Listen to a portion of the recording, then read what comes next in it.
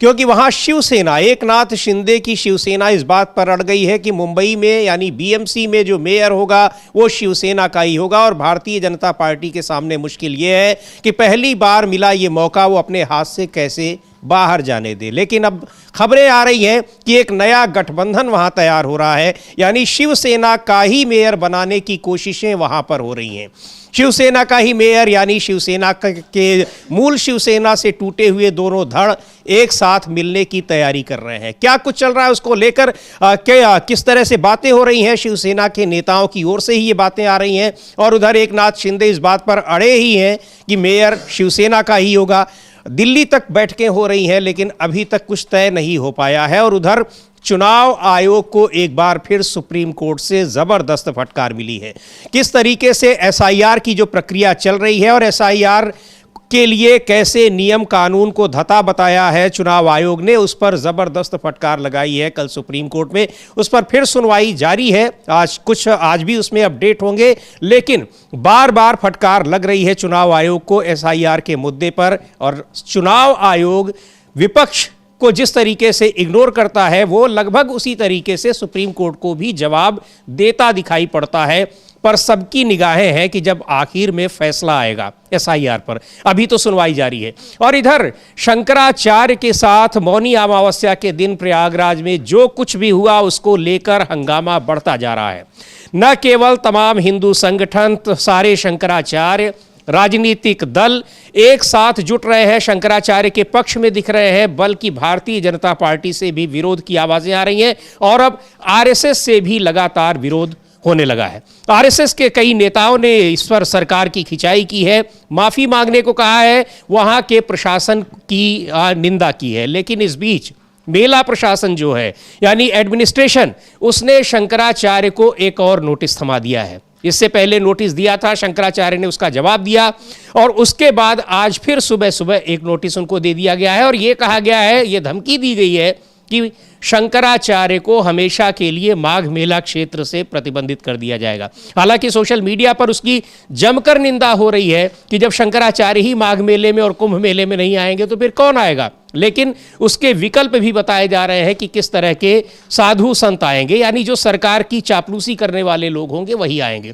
तो ये दूसरा नोटिस दे दिया गया है शंकराचार्य को। लेकिन हंगामा इस पर जबरदस्त मचा हुआ है, इस पर हम बात करेंगे। लेकिन पहले बात करते हैं महाराष्ट्र में क्या कुछ चल रहा है। महाराष्ट्र में अब सीधे तौर पर अमलेंदु जी दिख रहा है कि शिवसेना का ही मेयर बनेगा। इस बात पर अगर एकनाथ शिंदे अड़े हैं तो शायद इसकी तैयारियां वहां पर लग रहा है कि पूरी हो चुकी हैं। देखिए समीर जी, अगर एकनाथ शिंदे इस पे अड़ गए हैं कि शिवसेना का ही मेयर बनेगा तो फिर बीजेपी को बनाना पड़ेगा और नहीं बनाएंगे तो नया गठबंधन वहां तैयार हो जाएगा।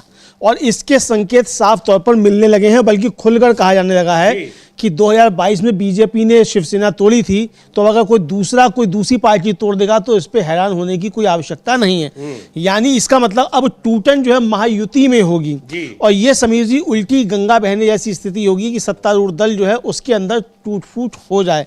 तो परिस्थितियां जो बन रही हैं इस समय मुंबई में, उस पर यही दिखाई पड़ रहा है कि अब परिस्थितियां वहां सत्तारूढ़ दल के टूटने की बन रही हैं।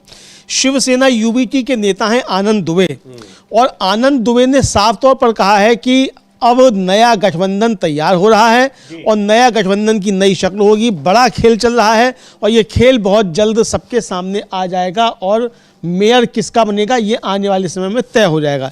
इसका मतलब समीर जी की तैयारियां दूसरी तरीके की चल रही हैं। अब बीजेपी टूटेगी कि शिवसेना कौन सी टूटेगी ये पता नहीं, कौन टूटेगा कौन नहीं टूटेगा, लेकिन नया गठजोड़ बनेगा ये साफ संकेत अब मिल चुके हैं। नया गठजोड़ बनने की तैयारियां शायद हो चुकी हैं।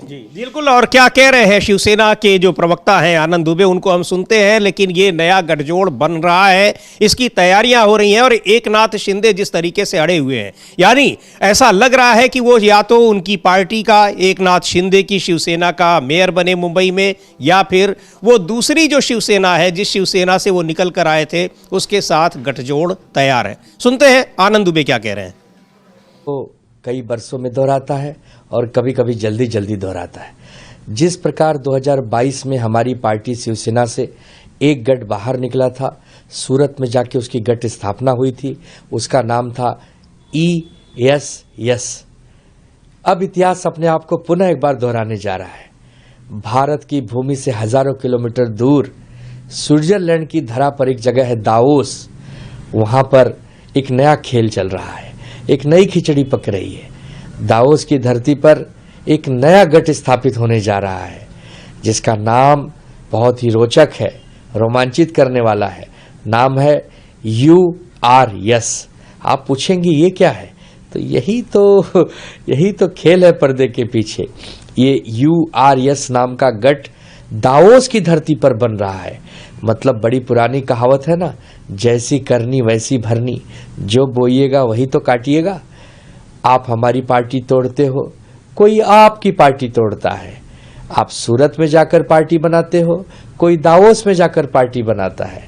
लेकिन भारत की भूमि पर और महाराष्ट्र और मुंबई में खास करके एक नया गठ जल्द ही आएगा, ऐसी चर्चा भी हो रही है। सूत्रों के हवाले से खबर भी है। इस समय दावोस में भारत देश के बड़े बड़े राजनेता, बड़े बड़े व्यापारी, पूरी दुनिया के व्यापारी और राजनेता इकट्ठा हुए हैं। तो व्यापार के साथ साथ राजनीति भी हो रही है, खूब जम के हो रही है। जल्द ही महाराष्ट्र और मुंबई को एक नया गढ़ देखने भी मिलेगा जिसका नाम होगा URS। तो URS बहुत रहस्यमयी तरीके से आनंद दुबे बता रहे हैं अमलेंदु जी। हालांकि वो इस तरह से इशारा कर रहे हैं जैसे सबकी समझ में बात आ रही है। URS से बात तो समझ में आ रही है, लेकिन उस वो देवास कह रहा हूँ, दावोस में बन रही है, स्विट्जरलैंड में बन रही है, वहां तो केवल देवेंद्र फडणवीस गए हुए हैं। हाँ, और राज्यों के मुख्यमंत्री गए हैं, और वो कह रहे हैं कि कई वहाँ व्यापारी भी गए हुए हैं। तो व्यापारी तो अब वहाँ जो है, जैसा कि खबर आ रही है कि वहाँ महाराष्ट्र सरकार के साथ अडानी का कोई कॉन्ट्रैक्ट हुआ है, तो भाई वो दावोस में क्या आवश्यकता थी, यहाँ भी हो सकता था वो। तो अब ये इनका इशारा क्या है कि वहाँ कोई नया, मतलब वहाँ भी राजनीति हो रही है व्यापार के साथ साथ। तो क्या अडानी के खिलाफ कोई मोर्चा यहाँ तैयार हो रहा है? तो क्या शिंदे अब अडानी के खिलाफ मोर्चे में शामिल होने जा रहे हैं? तो ये कह रहे हैं कि किसी ने हमारी पार्टी तोड़ी थी, हम किसी की पार्टी तोड़ेंगे, या बीजेपी के कुछ पार्षद टूट रहे हैं, ये भी हो सकता है बीजेपी के पार्षद टूट रहे हों। तो यानी अब संकट जो है वो महायुति पे तो है समीर जी, 100% संकट। महायुति इस तरीके का दिखाई नहीं देगा आज शाम के बाद जिस तरीके का है, ये समझा जा सकता है। जी बिल्कुल। और जो URS बार बार इसका जिक्र कर रहे हैं, रहस्यमय तरीके से मुस्कुरा रहे हैं, मुस्कान उनकी दिखाई पड़ रही है, खुशी दिखाई पड़ रही है, तो ये लग रहा है कि कहीं और उधर एकनाथ शिंदे शिवसेना का मेयर बनाने पर अड़े हुए हैं, तो कहीं ये उद्धव राज और शिंदे की बात तो नहीं हो रही है। हाँ, ये उद्धव राज और शिंदे की भी हो सकती है, क्योंकि URS से तो वही मालूम पड़ता है। क्योंकि वो ESS जो कह रहे थे, तो वो एकनाथ शिंदे की ESS कह रहे थे, शिवसेना। तो अब यहाँ URS का मतलब है कि उद्धव राज और शिवसेना। तो उद्धव राज शिवसेना, तो क्या अब ये गठजोड़ हो रहा है? क्या शिंदे की घर वापसी होगी? हो भी सकती है।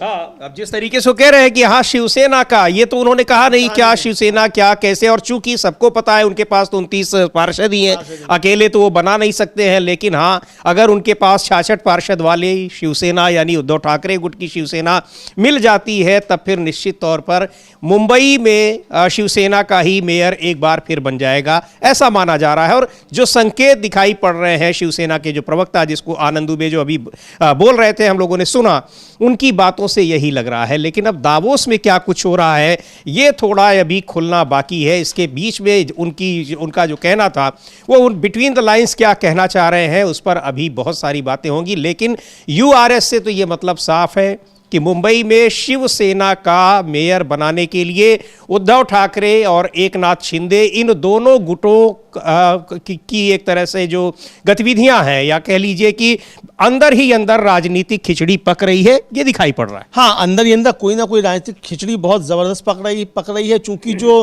कुटिल मुस्कान है आनंद दुबे जी की, वो इसकी तरफ इशारा कर रही है। अच्छा, और ये भी हो सकता है समीर जी कि माइनस एकनाथ शिंदे पूरी शिवसेना जो है वो UBT में शामिल हो जाए। चूंकि जो लोग जीत के आए हैं शिवसेना के टिकट पर भी, वो सब जो है वो मराठी अस्मिता वाले ही लोग हैं। और अगर बीजेपी का वहां मेयर बनेगा तो राजनीति खत्म, मराठी मानुष की राजनीति करने वालों की। तो ये एक बड़ा संकट जो उनके सामने आ गया है। तो इसीलिए एकनाथ शिंदे भी अड़े हुए हैं कि शिवसेना का बने। और आपको याद होगा कि संजय राउत ने कहा था कि ये तो शिंदे भी नहीं चाहते कि बीजेपी का मेयर बने। जी हाँ। तो ये भी हो सकता है कि एकनाथ शिंदे अपने पार्षदों को चुपचाप खुद ही भेज दें कि जाओ यूबीटी में चले जाओ और वहाँ जो है बीजेपी का मेयर मत बनने दो। ये देखिए कल्याण और डोंबिवली में जिस तरह से एमएनएस यानी राज ठाकरे के पार्षद जा रहे हैं उधर, तो ये सारी चीजें बहुत कुछ कह रही हैं कि मुंबई में बड़ा खेल होगा और ये खेल पूरे महायुति गठबंधन को प्रभावित करने वाला है। हाँ बिल्कुल, पूरे महायुति को प्रभावित करने वाला है और कई जगह इस तरह की चीजें हो रही हैं। अब जैसे वहाँ उल्लासनगर में वहाँ जो है वो वंचित बहुजन अघाड़ी के 2 पार्षद जो उन्होंने अपना समर्थन एकनाथ शिंदे की शिवसेना को दे दिया। तो यानी अब एकनाथ शिंदे जो हैं वो अपने मेयर ज्यादा से ज्यादा बनवाना चाहते हैं, बीजेपी के नहीं। वो यही कह रहे हैं कि महायुति का बनेगा। तो ये महायुति का बनेगा तो महायुति का कैसे बनेगा, इसको लेकर बहुत सारे सवाल लगातार उठ रहे हैं।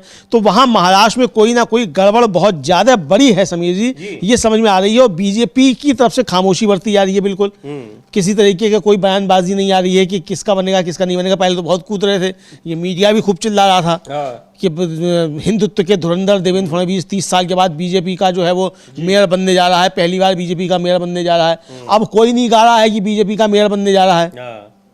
तीन दिन से कोई नहीं कह रहा है कि बीजेपी का मेयर बनने जा रहा है, जो उस दिन चिल्ला रहे थे खूब जोरों से हिंदुत्व के धुरंधर देवेंद्र फडणवीस। जी हाँ, हालांकि जो कल्याण और डोंबिवली में मनसे के का जो पार्षद है वो शिवसेना एकनाथ शिंदे की गुट में शामिल हुए, इसको लेकर संजय राउत ने टिप्पणी की है कि ये गलत है। लेकिन ये कहा जा रहा है, ऐसा समझा जा रहा है कि यहाँ शिवसेना के दोनों धड़ों के बीच में कुछ बड़ा राजनीतिक गेम चल रहा है। बहरहाल सुनते हैं क्या कह रहे हैं संजय राउत यहाँ पर एमएनएस के यानी जो राज ठाकरे की पार्टी के जो पार्षद हैं उनके एकनाथ शिंदे के ग्रुप में चले जाने को लेकर। और चूंकि मनसे जो है यानी महाराष्ट्र नवनिर्माण सेना राज ठाकरे का गठबंधन हो गया था यहाँ शिवसेना उद्धव ठाकरे गुट से, यानी जो संजय राउत जिस पार्टी में है। तो सुनते हैं संजय राउत को क्या कह रहे हैं इस पूरे मुद्दे पर। देखिए, ज्योतिष पीठ के शंकराचार्य और जो बहुत प्रखरता से अपनी बात भी रखते हैं, तो क्या संजय राउत ने कहा है कि ये गलत है, ठीक नहीं है। और जिस तरह से कांग्रेस पार्टी ने अपने पार्षदों के बीजेपी में जाने पर उनको निलंबित किया था, उनके खिलाफ कार्रवाई की थी, तो एमएनएस को भी करना चाहिए। लेकिन अभी सारी निगाहें टिकी हुई हैं कि मुंबई में क्या कुछ होता है और मुंबई में कुछ बड़ा खेल चल रहा है, ये साफ तौर पर दिखाई पड़ रहा है। और उधर शंकराचार्य को लेकर यानी प्रयागराज में माघ मेला चल रहा है, वहां पर बड़ा महत्वपूर्ण मेला होता है लगभग 40 दिन का। वहां शंकराचार्य अभिमुक्तेश्वरानंद सरस्वती को माघ में जो सबसे महत्वपूर्ण स्नान पर्व होता है मौनी अमावस्या, उस पर उनको स्नान नहीं करने दिया गया। उनके साथ उनको वहाँ से भगा दिया गया। उनके जो समर्थक थे, तमाम शिष्य थे उनको ज़बरदस्ती वहाँ से भगाया गया, मारा पीटा गया। उसको लेकर काफ़ी हंगामा मच रहा है और राजनीतिक दल भी इसमें शंकराचार्य के समर्थन में दिख रहे हैं। और अब बीजेपी नेताओं को कल हम लोगों ने संजीव भराला को सुनाया था और आज आरएसएस के कई नेताओं की ओर से अब बयान आ रहे हैं और जो कुछ भी शंकराचार्य के साथ हुआ है उसकी निंदा की जा रही है। हाँ बिल्कुल, जो शंकराचार्य के साथ हुआ है उसकी घोर निंदा की जा रही है समीर जी। और अब आरएसएस के अंदर से इसको लेकर आवाजें उठ रही हैं। विश्व हिंदू परिषद के पूर्व प्रांत प्रचार प्रमुख हैं और राष्ट्रीय स्वयंसेवक संघ के जिला प्रचार प्रमुख रहे हैं नोएडा के अवधेश पांडे। उन्होंने अपने फेसबुक पर एक टिप्पणी की है समीर जी, और वो टिप्पणी क्या है आप बता सकते हैं क्या है? जी बिल्कुल, ये अवधेश पांडे हैं और कह रहे हैं कि वो दंडी हैं, दंडवत नहीं है। दंडी मतलब जो दंडी स्वामी दंड लेकर धारण कर चलते हैं, इसलिए समस्या है। बड़ी तपस्या के बाद प्रभुता प्राप्त भी हो गई तो भी वह सदैव नहीं रहेगी। मदांध लोग मंद होते ही हैं।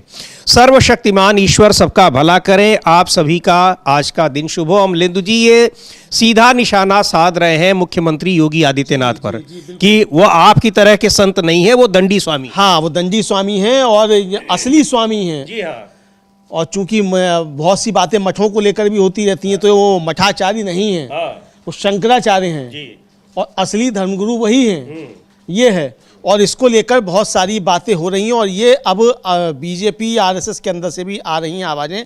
कल हम लोगों ने सुनील भराला को समीर जी सुना ही था, जो बीजेपी के नेता हैं, पूर्व दर्जा प्राप्त मंत्री रहे हैं उत्तर प्रदेश में। उन्होंने साफ तौर पे कहा कि ये दानव प्रवृत्ति के अधिकारी हैं जिन्होंने इस तरीके से किया। तो यार ये दानव प्रवृत्ति के कहा जा रहा है, तो ये लेके बहुत सारी बातें इस पर लेकर हो रही हैं। अखिलेश यादव समाजवादी पार्टी के जो अध्यक्ष हैं समीर जी, उन्होंने भी इसको लेकर एक ट्वीट ट्वीट किया, और वो ट्वीट जो है उन्होंने इसको लेकर जो कहा अखिलेश यादव ने, वो बहुत गंभीर बात कही है उन्होंने। और कहा है कि हम लोग शंकराचार्य जी और साधु संतों का आशीर्वाद लेकर जनता की सेवा करेंगे। ये उनका कहना है। क्या कह रहे हैं अखिलेश यादव, और उन्होंने कहा है कि हम साधु संतों का आशीर्वाद लेकर सेवा करेंगे। और ये मुद्दा बहुत गंभीर होता चला जा रहा है, सरकार निशाने पर है, लेकिन लगातार ये देखने को मिल रहा है कि सरकार कैसे एक के बाद एक वो शंकराचार्य के खिलाफ कार्रवाई करने को बिल्कुल उतावली दिखाई पड़ रही है। सुनते हैं पहले अखिलेश यादव को क्या कह रहे हैं। एक अधिकारी अगर पूछेगा शंकराचार्य जी के बारे में आपका सर्टिफिकेट परिचय क्या है, तो इससे बड़ा सनातन धर्म का, इससे बड़ा हमारे साधु संतों का, इससे बड़ा हमारी संस्कृति का, इससे बड़ा हमारे माघ मेला का, इससे बड़ा हमारे हिंदुस्तान का कोई अपमान नहीं हो सकता जो भारतीय जनता पार्टी अपने। तो शंकराचार्य से पहले तो नोटिस भेजकर प्रशासन ने उनसे कहा कि आप अपनी वैधता का, यानी आप वैध शंकराचार्य हैं या नहीं है, इसका प्रमाण दीजिए। उन्होंने उस नोटिस का जवाब दे दिया, और बहुत ही बेहतर तरीके से कि आप इस बात को पूछने के अधिकारी नहीं हैं। दूसरे, आज फिर उनको एक नोटिस मिल गया कि आपको हम हमेशा के लिए प्रतिबंधित कर देंगे। और ये अब सवाल, ये भी बड़ा महत्वपूर्ण सवाल है अमलेंदु जी, कि सरकार किसी को माघ मेला क्षेत्र में जाने से, रोकने से, आने से कैसे प्रतिबंधित कर सकती है? बिल्कुल कैसे कर सकती है। और सरकार और मेला प्रश्न, हाँ, धर्म क्षेत्र है और धर्म का ही है, तो हिंदुओं को ही अगर आने से रोका जाएगा इस हिंदू राष्ट्र में, तो फिर कैसे काम चलेगा? तो हिंदू जाएगा कहाँ? पाकिस्तान में तो नहीं जाएगा ना। अब शंकराचार्य, कोई सामान्य हिंदू नहीं, वो मतलब शंकराचार्य, तो शंकराचार्य गंगा स्नान करने के लिए पाकिस्तान तो नहीं जाएंगे, रहेंगे तो यहीं प्रयागराज में ही करेंगे। तो ये कौन होते हैं ये अधिकारी जो हैं ये रोकने वाले? ये सवाल उठ रहा है, बीजेपी के अंदर से सवाल उठ रहा है, और बीजेपी के ऊपर काफ़ी ज़्यादा आरोप लग रहे हैं। प्रधानमंत्री को लेकर भी आरोप लग रहे हैं, मुख्यमंत्री को लेकर भी काफ़ी ज़्यादा आरोप लग रहे हैं। बीजेपी पूरी घिरी हुई है इसको लेकर कि ये हिंदू विरोधी पार्टी है। ये तक कहा जा रहा है कि ये हिंदू विरोधी पार्टी है, और इनका असली चाल चरित्र चेहरा अब सामने आ रहा है, ये भी कहा जा रहा है। समीर जी, बिल्कुल खुद शंकराचार्य ने ही कहा, कल हम लोगों ने सुना भी था कि किस तरीके से वहां उनकी सरकार जो कुछ कर रही है, मंदिरों को नष्ट कर रही है, मूर्तियों को नष्ट कर रही है, उसकी मुखालफत उन्होंने की, जिसकी सजा उनको देने की कोशिश की जा रही है। और शंकराचार्य ने तो यहां तक कह दिया था कि इतने मंदिर औरंगजेब ने भी नहीं तोड़े थे। बहरहाल संजय राउत ने भी इसकी निंदा की है और लिख रहे हैं कि पाखंड और अवसरवादिता, वो तो एकनाथ शिंदे पर भी निशाना साध रहे हैं। कह रहे हैं कि जब शिंदे मुख्यमंत्री थे तो उन्होंने शंकराचार्य अभिमुक्तेश्वरानंद को राजकीय अतिथि का दर्जा दिया और उन्हें वर्षा बंगले में आमंत्रित किया। उन्होंने उनके साथ पूजा अर्चना और अनुष्ठान किए। आज उन्हीं इसी शंकराचार्य पर मुख्यमंत्री योगी और मोदी द्वारा पुलिस लाठीचार्ज किया जा रहा है और शिंदे और उनका नकली हिंदुत्व चुप है। वाह हिंदुत्व समर्थकों शाबाश, ये लिख रहे हैं संजय राउत। संजय राउत ने को सुनते भी हैं, क्या कुछ कहा है उन्होंने शंकराचार्य के साथ सरकार जो कुछ कर रही है। देखिए, ज्योतिष पीठ के शंकराचार्य और जो बहुत प्रखरता से अपनी बात भी रखते हैं, इसलिए भी वो लोकप्रिय है। बहुत सी बातें शायद किसी को पसंद भी नहीं आती उनकी, फिर भी वो ज्योतिष पीठ के शंकराचार्य। जिस तरह से उनके ऊपर उत्तर प्रदेश में योगी जी के सरकार ने पुलिस द्वारा हमला किया है, वो बहुत चिंता का विषय है। और जो अपने आप को हिंदुत्ववादी मानते हैं या हिंदुत्व का ढोंग करते हैं, उनके लिए भी चिंता का विषय होना चाहिए। पूरे देश में उनको स्टेट गेस्ट, राज्य अतिथि का दर्जा मिला है।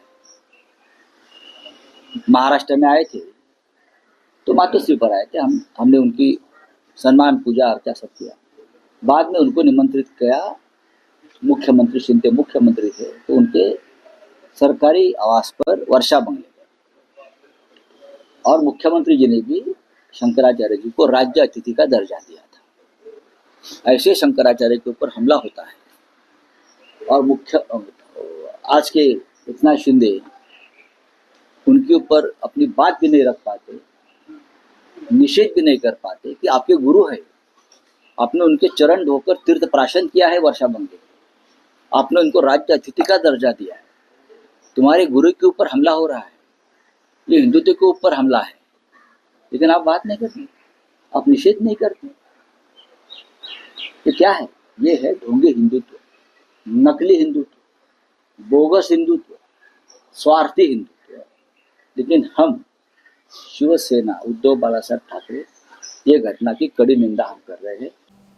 तो बड़ी बात ये कह रहे हैं कि आप जिनका सम्मान किए, आपने राजकीय अतिथि बनाया है, आपने उनका चरण स्पर्श किया है, आप उनके ऊपर हमला हो रहा है तो आप कुछ बोल भी नहीं पा रहे हैं। ये कौन सी मजबूरी है? लेकिन बोल तो कोई नहीं पा रहा है। बोल तो मोहन भागवत भी नहीं पा रहे हैं। हिंदुत्व के सबसे बड़े ठेकेदार बनते हैं, हिंदुओं के सबसे बड़े ठेकेदार बनते हैं, मुंह से एक शब्द नहीं निकला मोहन भागवत के। कहाँ चले गए? पाकिस्तान गए हुए हैं घूमने क्या, जो शंकराचार्य के ऊपर कुछ नहीं बोल पा रहे हैं?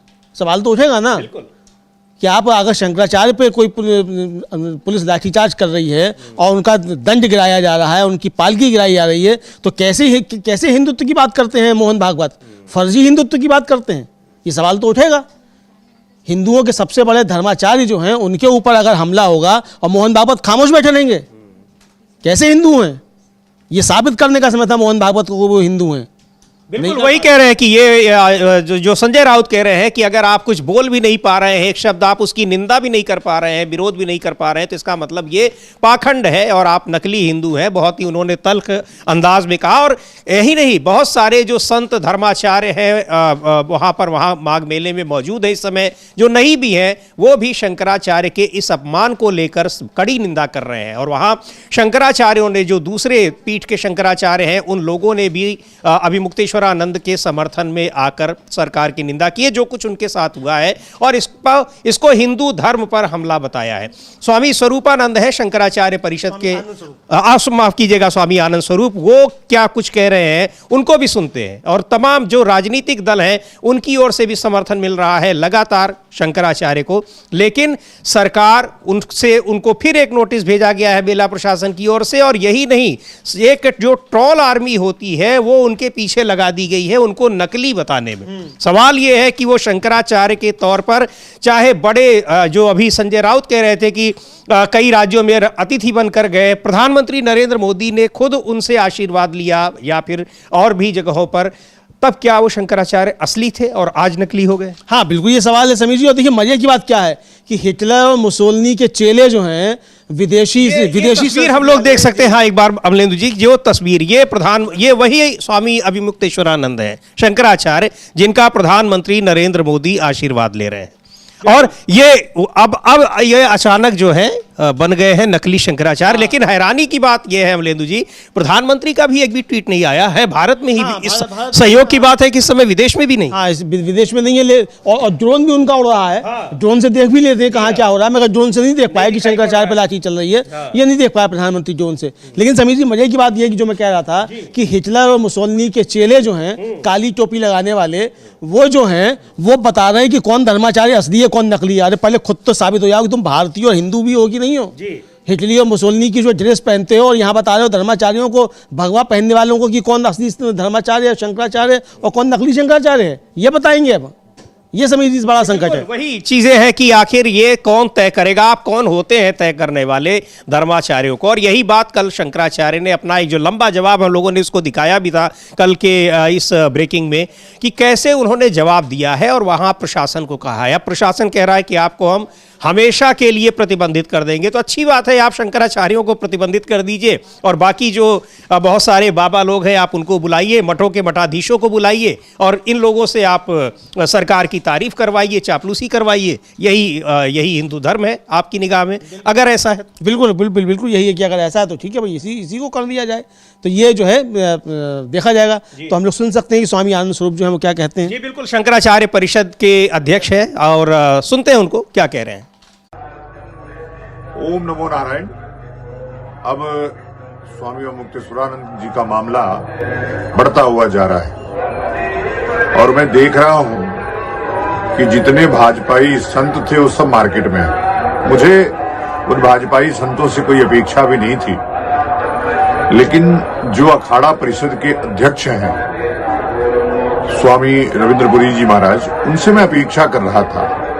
यह समय यह सिद्ध करने का नहीं कि स्वामी अभिमुक्तेश्वरानंद जी शंकराचार्य हैं नहीं है, क्या है, मामला न्यायालय में है, वो सिद्ध करेगा, करता रहेगा।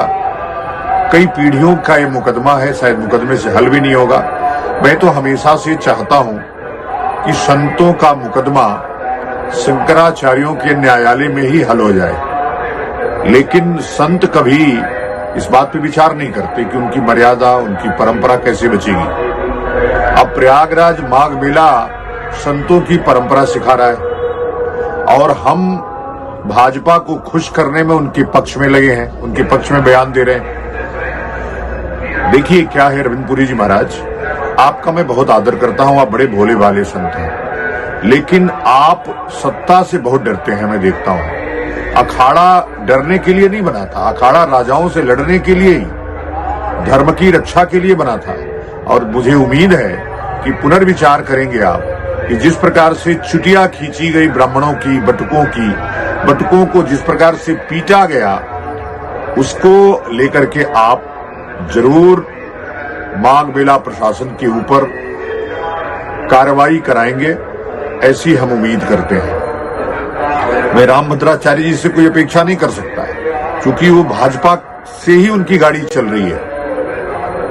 आप तो इतने बड़े मनसा देवी ट्रस्ट के अध्यक्ष हैं, और मनसा देवी ट्रस्ट या निरंजनी अखाड़ा तब भी था जब भाजपा अस्तित्व में भी नहीं थी।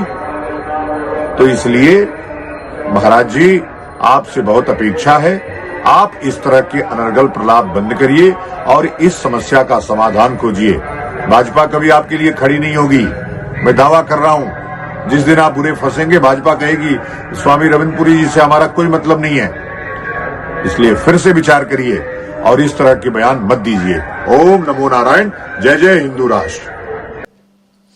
तो ये अखाड़ा परिषद वो भी सरकार के समर्थन में उसके अध्यक्ष बयान दे रहे हैं। और अखाड़ा परिषद, बहुत महत्वपूर्ण बात इन्होंने कही अमलेंदु जी की, अखाड़ा परिषद, अखाड़ों का अस्तित्व बीजेपी जब से है, अखाड़े बीजेपी का कोई अस्तित्व नहीं था, और आप जब संकट में आएंगे तो कभी साथ नहीं आएगी।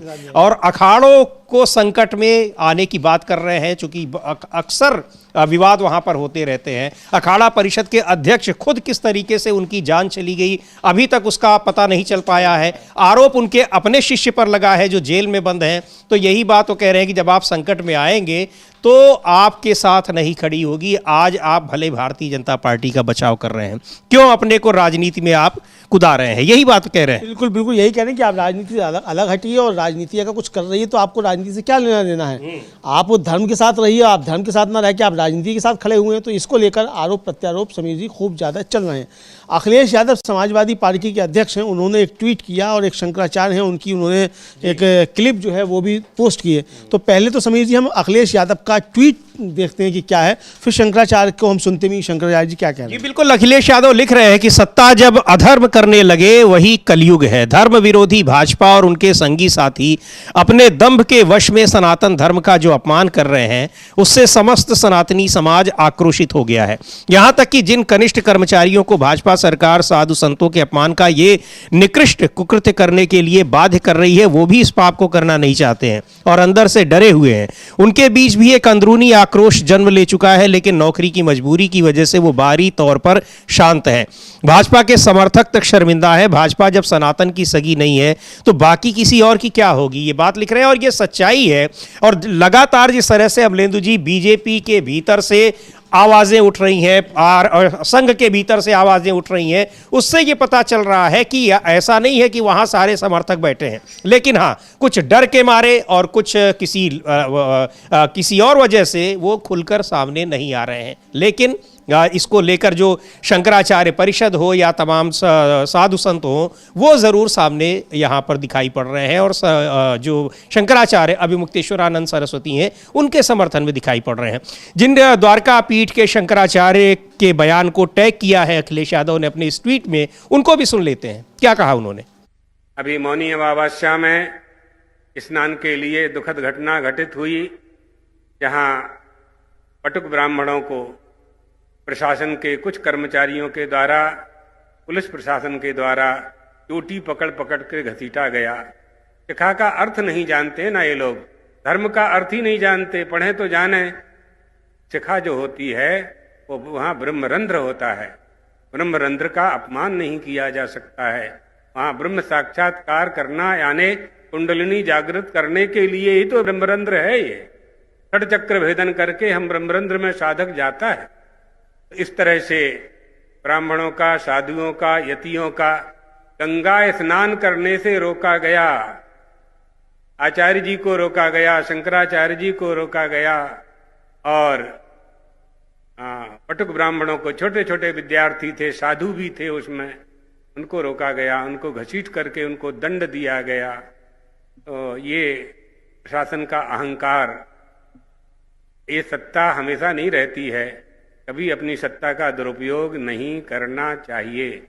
गंगा स्नान करने से, गंगा स्नान करने जाने वाले लोगों को, गंगा स्नान से रोकने वालों को गो हत्या का पाप लगता है। ये शास्त्र वचन है, मेरा वचन नहीं है, शास्त्र का वचन है। गंगा स्नान करने में जो विघ्न डालता है उसे गौ हत्या का पाप लगता है। इसलिए ऐसा काम कभी नहीं करना चाहिए। यदि कोई बल हमें प्राप्त हुआ है, कोई शक्ति हमें प्राप्त हुई है, कोई ताकत हमें प्राप्त हुई है, उसका दुरुपयोग नहीं करना चाहिए। प्रशासन के इस कृत्य की हम घोर निंदा करते हैं। तो ये इस कृत्य की निंदा कर रहे हैं, प्रशासन ने जो कुछ भी किया है, और इसको लेकर बहुत सारे समर्थन में, शंकराचार्य के समर्थन में है, सरकार की निंदा हो रही है, लेकिन सरकार एक के बाद एक नोटिस उनको भेजे जा रही है। और उधर लखनऊ में समाजवादी पार्टी के तमाम कार्यकर्ताओं ने वहां पर समाजवादी पार्टी कार्यालय के बाहर बैठकर प्रदर्शन कर रहे हैं और शंकराचार्य के समर्थन में। ये वो तस्वीरें हैं, इसको हम चाहेंगे फुल स्क्रीन पर देखें कि शंकराचार्य का अपमान नहीं सहेगा हिंदुस्तान। और बहुत सारे समाजवादी युवजन सभा के जो कार्यकर्ता हैं उन्होंने वहां पोस्टर लगाए हुए हैं और वहां उनके समर्थन में ये प्रदर्शन कर रहे हैं। हाँ बिल्कुल, शंकराचार्य के समर्थन में प्रदर्शन हो रहे हैं और ज़बरदस्त प्रदर्शन हो रहे हैं। बीजेपी बुरी तरीके से घिरी हुई है। हिंदुओं के सर्वोच्च धर्मगुरु का अपमान करके जिस तरीके से बीजेपी सरकार ने किया है, उससे बीजेपी ज़बरदस्त तरीके से घिरी हुई है। मोहन भागवत और नरेंद्र मोदी दोनों के ऊपर बहुत ज़्यादा सवाल उठ रहे हैं कि हिंदुओं के सर्वोच्च धर्मगुरु के अपमान पर ये दोनों खामोश क्यों हैं। बीजेपी की तरफ से अभी तक कोई आधिकारिक प्रतिक्रिया क्यों नहीं आई है। नितिन नवीन ने अभी तक इसकी कोई निंदा क्यों नहीं की, जांच कराने का आदेश क्यों नहीं दिया, ये भी आ रहा है। नए अध्यक्ष बने हैं, नए अध्यक्ष बनते ही सबसे पहले यही संकट उनके सामने आया है। तो बीजेपी काफ़ी ज़्यादा घिरी हुई है, आरएसएस काफ़ी ज़्यादा घिरा हुआ है कि शंकराचार्य का अपमान आपकी सरकार करा रही है, आपके मुख से एक शब्द भी क्यों नहीं निकल रहा है। लेकिन एक बड़ा सवाल ये है अमलेंदु जी, जो ये आपने बात कही है, चलिए राजनीतिक दलों की मजबूरी हो सकती है, अपनी सरकार के विरोध में हो सकता है प्रधानमंत्री भी अब ये हिम्मत न कर पाते हो, क्योंकि उनको ही पता है कि 240 सांसदों के साथ हम सरकार चला रहे हैं और उत्तर प्रदेश सबसे बड़ा राज्य है, उनको हम सीधे चुनौती नहीं दे सकते हैं। आरएसएस प्रमुख की, आरएसएस के नेताओं की ऐसी क्या मजबूरी है कि हिंदू धर्म का ये अपमान वो देख रहे हैं और खामोश बैठे हुए हैं। हाँ बिल्कुल, ये खामोश बैठे हुए हैं और मतलब इतना ज्यादा दब जाएंगे सरकार से संघ प्रमुख जो हैं, ये बड़े सवाल उठ रहे हैं कि आप कहाँ, तो आप हिंदुओं के ठेकेदार बनने हैं, बता रहे हिंदू राष्ट्र बन गया है और आप हिंदू राष्ट्र बना रहे हैं और कोई नहीं रोक सकता हिंदू राष्ट्र बनने से। तो क्या यही कराओगे हिंदू राष्ट्र में? शंकराचार्यों की ऐसी कुटाई करवाओगे हिंदू राष्ट्र में क्या? ये सवाल उठा, माना जाए कि ये समर्थन है, वो समर्थक इस बात के हैं कि शंकराचार्य ने जो आवाजें उठाई हैं वहां मंदिरों के तोड़े जाने को लेकर, हिंदू धर्म के अपमान को लेकर सरकार कैसे कर रही है, इन सारी बातों से इसका मतलब कि आरएसएस भी सहमत है और वो सरकार के ही साथ खड़ी है, या फिर सरकार का उसको डर है, चाहे उत्तर प्रदेश की सरकार का डर हो, चाहे केंद्र की सरकार का डर हो। लेकिन साफ दिखाई पड़ रहा है कि इस डर के मारे वो हिंदुओं का अपमान, हिंदू धर्म के सर्वोच्च गुरुओं का अपमान भी बर्दाश्त करने को विवश है। इधर अमलेंदु जी, सुप्रीम कोर्ट से बड़ी खबर आ रही है और क्या कुछ है उसको जरा बताया। समीर जी, जो धार में, मध्य प्रदेश के धार में जो भोजशाला विवाद है, उस पर सुप्रीम कोर्ट का एक बड़ा फैसला आया है और सुप्रीम कोर्ट ने कहा है कि बसंत पंचमी के दिन सूर्योदय से सूर्यास्त तक पूजा की अनुमति दी जाती है, लेकिन दोपहर 1 बजे से 3 बजे तक नमाज भी पहले की तरह से जारी रहेगी। ये साफ तौर पर सुप्रीम कोर्ट ने आदेश दिया है। और हिंदू पक्ष जो कहा जाता है, हिंदू पक्ष पता नहीं वो हिंदू है कि नहीं है, कौन है, जो भी है, वो भोजशाला को देवी सरस्वती का मंदिर बताते हैं और जो अदालत का फैसला है वो एक तरीके से यथास्थिति बनाए रखने वाला है और स्पष्ट कर दिया है कि आप अपनी पूजा कीजिए, वो अपनी नमाज पढ़ेंगे। सह अस्तित्व जो है हम लोगों की अवधारणा, जो भारत की संस्कृति से अस्तित्व की, तमाम संस्कृतियाँ यहाँ आईं और आकर सब यहाँ भारत की संस्कृति में समाती चली गई और तभी जाकर एक भारतीय संस्कृति बनती है। तो उसी लिहाज से ये फैसला आया है कि आप अपनी पूजा कीजिए, वो अपनी नमाज पढ़ें, एक ही जगह होगी। ये तो ये एक बड़ा फैसला है, चूंकि वहां पर भोजशाला विवाद लंबे समय से विवाद चल रहा है और उसमें कुछ हिंदू संगठन वहां पर उसको लेकर विवाद करते हैं। तो ये बड़ा फैसला है कि वहां पूजा की भी अनुमति दी गई है और दोपहर में नमाज पढ़ने की भी अनुमति दी गई है। ये सुप्रीम कोर्ट का फैसला है और इसको ये महत्वपूर्ण फैसला है चूंकि लंबे समय से ये विवाद का मुद्दा वहां पर बना हुआ है मध्य प्रदेश के धार जिले में, वहां पर भोजशाला जो है। और इसके अलावा एसआईआर पर भी सुप्रीम कोर्ट ने, अभी फैसला तो नहीं आया है, फैसले का इंतजार है, लगातार सुनवाई वहां चल रही है, लेकिन एसआईआर पर जिस तरीके से चुनाव आयोग को फटकार लगाई है वो सारे पॉइंट बहुत ही महत्वपूर्ण है। अब वो आदेश में रिफ्लेक्ट होते हैं या नहीं होते हैं, लेकिन फटकार लगाई है और सुप्रीम कोर्ट ने ये बताया है चुनाव आयोग को, एक बार फिर कई बार बता चुका है कि आप कैसे संविधान में ने जो आपको अधिकार दिए हैं आपने कैसे उनका दुरुपयोग किया है, नियमों के से अलग जाकर आपने काम किया है। हाँ बिल्कुल समीर जी, और कल सुप्रीम कोर्ट ने बहुत ज़बरदस्त फटकार चुनाव आयोग को लगाई और एक तरह से कहा जाए कि सख्त चेतावनी भी जारी की और ये कहा कि आपके पास सबसे ज़्यादा अधिकार हैं, लेकिन एसआईआर के लिए उसके बदलाव बेलगाम और बिना नियम के नहीं हो सकते। आप अपने ही नियमों से बाहर नहीं जा सकते, आपको जो अधिकार मिले हुए हैं आप उससे बाहर नहीं जा सकते। एसआईआर में जो आप कर रहे हैं वो सब गड़बड़ है और उससे आप बाहर नहीं जा सकते, एक तरीके से ये कहा गया।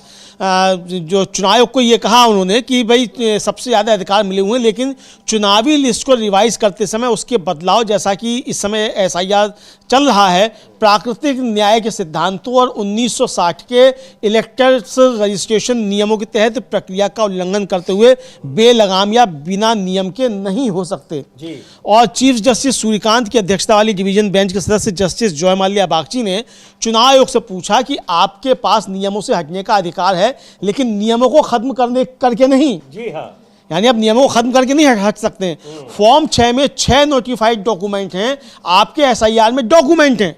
हम आपसे पूछना चाहेंगे कि क्या आप पहले से तय डॉक्यूमेंट को बढ़ाया हटा सकते हैं? ये उन्होंने पूछा। और यही जो सवाल अभिषेक मनु सिंघवी ने रखा था कि ये कोई भी नियम उसमें बदला जाएगा तो वो संसद में बदला जाएगा, पार्लियामेंट नियम बनाएगी, आप नहीं बनाएंगे। बिल्कुल ये कहा उन्होंने। और फिर उन्होंने जो चुनाव आयोग की तरफ से सीनियर एडवोकेट राकेश द्विवेदी थे, उन्होंने कहा कि एसआईआर 2025 जो रहा है वो संविधान के अनुच्छेद 324 जिसमें चुनावी लिस्ट तैयार करने, चुनाव कराने पर चुनाव आयोग की देखरेख, निर्देश और नियंत्रण की शक्ति है, के साथ साथ representation of the people act 1950 की धारा 21(3) के तहत सही है। लेकिन उन्होंने पूछा 1960 का, तो 1950 का नियम पहले आएगा कि 60 का पहले, मतलब उसका किया जाएगा।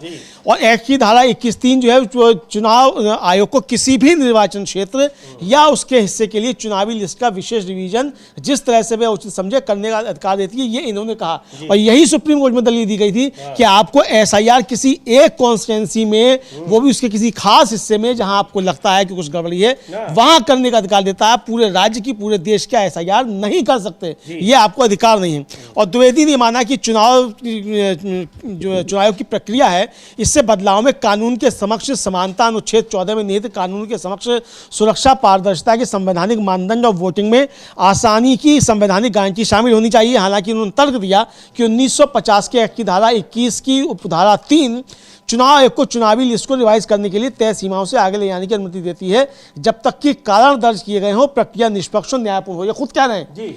और उन्होंने कहा कि धारा 21(3) ने चुनाव आयोग को आज़ाद कर दिया है, लेकिन जस्टिस बागची ने द्विवेदी का ध्यान 1960 के नियम 25 के क्लॉज 2 की तरफ दिलाया, जिसमें कहा गया था कि चुनावी रोल के गहन रिवीजन में नियम 4 से 23 के तहत तय प्रक्रिया के अनुसार एक नया रोल तैयार करना शामिल होगा। नियम 25 आप पर पाबंदी लगाता है, ये कहा जस्टिस बागची ने। ऐसा नहीं हो सकता कि कोई अथॉरिटी, चाहे वह कितनी भी बड़ी हो, बिना किसी रोक टोक या नियम के काम करे। और अपने से नियम नहीं बना सकती। ये नियम जो है चुनाव से संबंधित कोई नियम बनेंगे तो वो संसद में बनेंगे, यही तर्क रखा गया और उसको लेकर जमकर फटकार लगाई जस्टिस जॉय माल्या बागची ने चुनाव आयोग को। और खुद जो चुनाव उन बातों से सहमत दिखाई पड़े जो चुनाव आयोग की ओर से पेश हुए वकील रहे। तो खैर अब ये अभी तो ये बहस चल रही है, ये सारी चीज़ें जब फैसला आएगा एसआईआर पर उसमें ये सब चीज़ें दिखाई पड़ती हैं या नहीं दिखाई पड़ती हैं, क्या कुछ होता है उसी पर सबकी निगाह है। लेकिन या ये भी कहा जा रहा है कि चुनाव आयोग रोज रोज फटकार खा रहा है सुप्रीम कोर्ट से और खुद भी रोज नए नए नियम बदल रहा है। अब इसी को लेकर सीपीआईएम के नेता हैं हन्नान मोल्ला, वो कुछ कह रहे हैं, उनको सुनते हैं। और ये लगातार ये देखा गया, पूरा सुनवाई चल रही है और बिहार में एसआईआर की प्रक्रिया पूरी करा ली चुनाव आयोग ने, अमलेंदु जी। वहाँ जबकि उस समय वहां पर नहीं करना चाहिए था और सुप्रीम कोर्ट ने भी कुछ उसको नहीं रोक टोक की। हाँ, उस समय सुप्रीम कोर्ट ने भी रोक टोक नहीं की और उसमें तो ये था कि भाई ठीक है, आधार कार्ड नहीं जुड़ा तो हम आधार कार्ड जुड़वा देते, ये कहा गया। हालांकि जस्टिस बागची ने एक और कठिन सवाल पूछ लिया चुनाव आयोग से और कहा कि क्या चुनाव आयोग इस बात पर जोर दे सकता है कि वह वेरिफिकेशन के दौरान 1960 के नियमों के फॉर्म 6 में बताए गए दस्तावेज को नहीं देखेगा और सिर्फ 11 दस्तावेजों को देखेगा? क्या चुनाव आयोग कह सकता है? और फिर चुनाव आयोग के जो 24 जून 2025 के अपने आदेश में, जिसमें एसआईआर की घोषणा की गई थी, 11 सुझाए जो दस्तावेज थे उनमें से आधार को अब बाहर कर दिया था। तो अदालत ने बिहार एसआईआर अभ्यास के बीच इसमें दखल दिया था और आधार को शामिल करने का आदेश दिया था। और फिर जो चीफ जस्टिस सूर्यकांत ने टिप्पणी की इस पर कि काम करने का तरीका, चुनावी रोल का रिवीजन प्राकृतिक न्याय के सिद्धांतों के अनुरूप होना चाहिए, यह न्याय संगत और निष्पक्ष होना चाहिए। तो इस पर द्विवेदी ने दिया कि धारा 21 का उपधारा 3 जो है वो 1900 के अधिनियम की 1950 की धारा जो है फिर उसका दिया। तो उसमें जस्टिस बागची ने कहा कि 1950 के अधिनियम में संक्षिप्त रिवीजन का प्रावधान संसद की समझदारी का प्रतीक था, क्योंकि आजादी के शुरुआती सालों में आबादी का लगातार आना जाना प्रवासन होता रहता था और उन्होंने कहा कि उस समय बहुत ज्यादा बदलाव हो रहे थे। संसद जानती थी कि आबादी को बसने में कुछ साल लगेंगे, लेकिन इससे आपको पूरे देश में एसआईआर कराने की शक्तियां नहीं मिल जाती। बिल्कुल, यानी कहने का मतलब कि तब भी नहीं थी, जबकि वहां पर अभी तय नहीं था कि कौन अभी भारत में रहेगा, कौन अभी जाकर दूसरे देश में रहेगा, या पाकिस्तान से आकर अभी भारत में भी कौन रहेगा। लेकिन आज की स्थिति में तो ये बिल्कुल भी अनुमति नहीं दी जा सकती और अगर कोई नियम में बदलाव करना होगा तो वो संसद में होगा। चुनाव आयोग नियमों में बदलाव नहीं कर सकता है। खैर, सुनते हैं क्या कह रहे हैं हन्नान मोल्ला, सीपीआईएम के नेता हैं और पश्चिम बंगाल से कई बार वो सांसद रह चुके हैं। तो he is also getting direction from Supreme Court every day. And after getting whipping from Supreme Court, he is extending date, changing personnel, and all these things are doing, because all things are not doing properly. It shows that when he is forced to accept Supreme Court suggestion and change his decision again and again. So let us see how ultimately it ends, because peoples are not happy and doubts are there.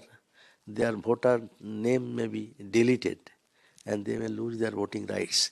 On that count, the peoples have anxieties.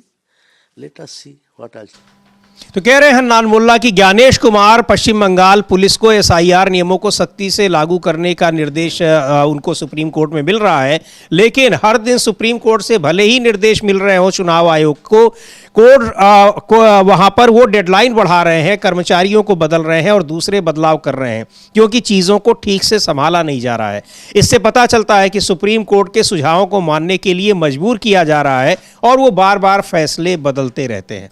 ये तो समीर जी SIR GST की तरीके से हो गया। ये GST में 1000 संशोधन हो चुके हैं, मुझे लगता है कि 100 से ज़्यादा संशोधन तो इस एसआईआर में हो चुके हैं 6 महीने में, और बंगाल में तो और कम में 3 महीने में ही। तो यहाँ 100 से ज़्यादा संशोधन जो हो चुके। अब ज्ञानेश कुमार जी शपथ पत्र देकर कहें, हलफनामा देकर कहें या राष्ट्र से माफ़ी मांगे कि एसआईआर में सब कुछ ठीक ठाक था। अगर सब कुछ ठीक ठाक था तो नियम बार बार क्यों बदले जा रहे हैं, सुप्रीम कोर्ट आपको फटकार क्यों लगा रहा है? तो या तो आप हलफनामा देकर कहिए कि आप बिल्कुल सही थे, वरना राष्ट्र से माफी मांगिए, क्योंकि सुप्रीम कोर्ट आपको रोज खींच रहा है। बिल्कुल, रोज खिंचाई कर रहा है, रोज फटकार लगा रहा है और आपसे सवाल कर रहा है कि आप कैसे नियम बदल सकते हैं, किसने आपको ये परमिशन दे दी है। खैर, इधर कांग्रेस के मध्य प्रदेश के अध्यक्ष हैं जीतू पटवारी, वो भी कह रहे हैं वहां भी काफी हंगामा मचा हुआ है। जिन जिन राज्यों में हो रहा है वहां सभी जगह इस तरह की अनियमितताएं देखने को मिल रही हैं और वो भी बड़े पैमाने पर। तो सुनते हैं जीतू पटवारी क्या कह रहे हैं। मैं मानता हूं कि एसआईआर का काम चल रहा है और एसआईआर के काम में भारतीय जनता पार्टी आदिवासियों के वोट डालने के अधिकार को छीन रही है। जो पलायन करते हैं हमारे आदिवासी भाई, उनको भारतीय जनता पार्टी नाम कटाने पे तुली है। मैं सारे बीएलओ जो सरकारी कर्मचारी होता है, जो कलेक्टर, जो आरओ, उसको चेताना चाहता हूँ, अगर एक जगह भी आपने गलत नाम जोड़े और सही नाम काटे तो हम कांग्रेस का कार्यकर्ता बूथवार बीएलओ पे एफआईआर दर्ज कराएगा। जिसने भी लोकतंत्र में वोट के अधिकार को छीनने की कोशिश की और बीजेपी के साथ हुआ, 90% लोग, 95% लोग ईमानदारी से काम कर रहे हैं। 5% BLO बीजेपी के हिसाब से काम कर रहे हैं। मैं उनको चेताना चाहता हूं, अगर आपने कहीं भी गलत नाम जोड़े और सही नाम काटे तो लोकतंत्र में इसका अपराध है और उस अपराध को, अपराधी को सजा देगी कांग्रेस। जिस बूथ पर ऐसा हुआ और हमें मिला तो 28 में कांग्रेस की सरकार बनेगी। उससे पहले कोर्ट से हम आप पर मुकदमा लगवाएं तो लगवाएंगे, छोड़ेंगे नहीं। तो अगर इस झंझटों से बचना है तो बीजेपी की बात मत मानो, और इन झंझटों से में पढ़ना है तो फिर मुकदमे के लिए तैयार रहो। कांग्रेस पार्टी सीधा स्पष्ट तौर पर आज इस सेंधवा की धरती से सारे हमारे कर्मचारियों से आग्रह करना चाहती है, हमें आपसे कोई नफरत नहीं है, आप ईमानदार लोग हो, ईमानदारी से आपने काम किया, ईमानदारी से काम करोगे। पर अभी 3 तो BLO जब किसी का नाम काटेंगे या बिगाड़ेंगे, अमलेंदु जी वही सवाल है कि BLO पर आ रहा है, लेकिन यहाँ तो सब कुछ सेंट्रलाइज्ड सिस्टम तय कर रहा है। नहीं है कि उसके जैसी लॉगिन करता मालूम, ये यारों को नहीं पता है, DRO को नहीं पता है, DRO को नहीं पता है।